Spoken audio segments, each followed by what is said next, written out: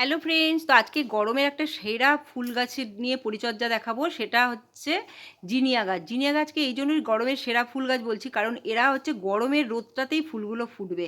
যত বেশি গরম পড়বে আপনাদের কিন্তু ফুল গাছে তত বেশি পরিমাণে ফুল ফুটবে। দেখতেই পাচ্ছেন এখন কত রোদ, কতটা গরম। দেখুন এই রোদের মধ্যে আমার কিন্তু ফুল ফোটা শুরু হয়ে গেছে এবং প্রত্যেকটা গাছে কুড়ি চলে এসেছে। গাছের গ্রোথও ভীষণভাবে ভালো, আপনাদেরকে আমি সামনে থেকে দেখাচ্ছি। দেখুন কি সুন্দর করে গ্রোথ নিচ্ছে, এরকম চারিদিকে সাইড থেকে অনেক ব্রাঞ্চও বেরিয়েছে। খালি গাছগুলোকে ফাঙ্গাস থেকে আপনাকে রক্ষা করতে হবে, কারণ এই সময় মাঝে মাঝে বৃষ্টি পড়ে, রোদ তো থাকে আবার বৃষ্টি পড়ে। তো বৃষ্টির মধ্যে যদি আপনি এমন একটা খাবার দিয়ে বসে থাকলেন যে আপনার গাছে কিন্তু ফাঙ্গাস লেগে যাবে, সেই খাবারটা থেকে আপনাকে বাঁচতে হবে। কি কি খাবার দেবেন না এখন সেটা আপনাদেরকে অবশ্য করেই বলবো। আর তার আগে আমার গাছগুলো আগে ভালো করে দেখে নিন কি সুন্দর। আর আমি অনেকগুলোই গাছ লাগিয়েছি, প্রায় 10টা না 9টার মতো লাগিয়েছি। আরও যেগুলো আছে, যেগুলো রিসেন্ট বসিয়েছি ওগুলো একটু ছোটো আছে। ফুলটা দেখুন কালারটা কি সুন্দর, প্রথম ফুল এটা, প্রথম কালারটা হচ্ছে হলুদ হয়েছে। তো দেখলাম আরও যখন আমরা তো ছোটো চারা গাছ এনেছিলাম, তো চারা গাছে তো বোঝা যায় না কোনটা ফুল কি হবে। তো দেখলাম আরেকটা গাছেও হলুদ আসছে, আবার আরেকটা গাছে দেখছি বেগুনি বা রানী কালার কিছু একটা হবে। আর এই যে দেখাচ্ছি আপনাদেরকে, পাতাগুলো দেখুন কতটা বড় হয়েছে।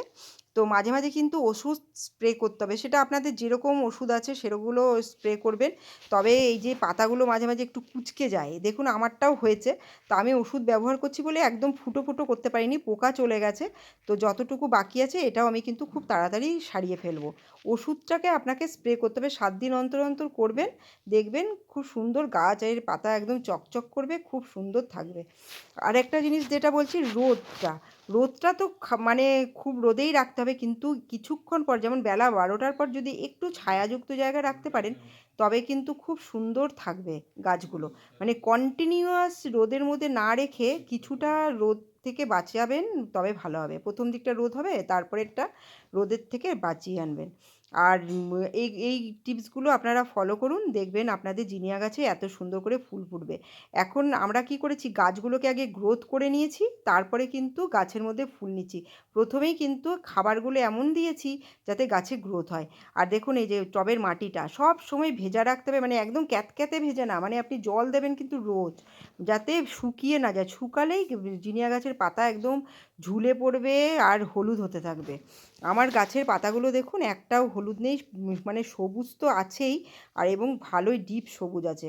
এরকম জল দিয়ে রাখতে হবে। এবার আমি খাবারটা দিচ্ছি, খাবারটা দেখুন আমি এটার মধ্যে, যে খাবারটার মধ্যে সব রকমের একদম মানে বেশিরভাগটাই কিন্তু এখানে রয়েছে হচ্ছে মানে নর্মাল জৈব জৈব খাবার, যেমন হাড় গুঁড়ো, শিংকুচি, তারপরে সর্ষের খোল শুকনো, নিমখোল, এগুলো রয়েছে। এগুলোর জন্য এটা আমি কিন্তু জৈব খাবার, সেটা হচ্ছে মিক্স খাবারটা দেবেন।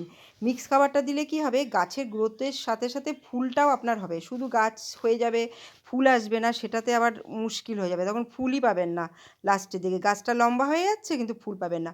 ছোটোর থেকেই গাছের কুঁড়ি চলে আসছে জিনিয়া গাছে, সেই জিনিয়া গাছ কুঁড়ি হতে হতে ফুটতে ফুটতে জিনিয়া গাছও বড় হয়, আবার ফুলটাও বড় হয়। তো এরকম মিক্স খাবারটা ব্যবহার করবেন।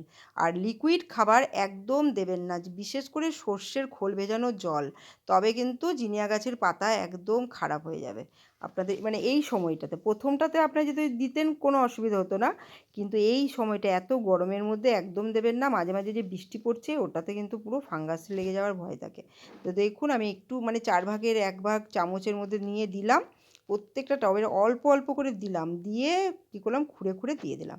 আশা করছি আপনাদের জিনিয়া গাছের টিপসগুলো নিশ্চয়ই কাজে আসবে। আপনারা যে এই ভিডিওটা দেখবেন, দেখে ভালো লাগলে কমেন্ট করবেন, আর কিছু যদি আপনাদের জানা থাকে সেটা বলবেন। তো আমি এখানে ভিডিওটা শেষ করছি। Bye bye, take care.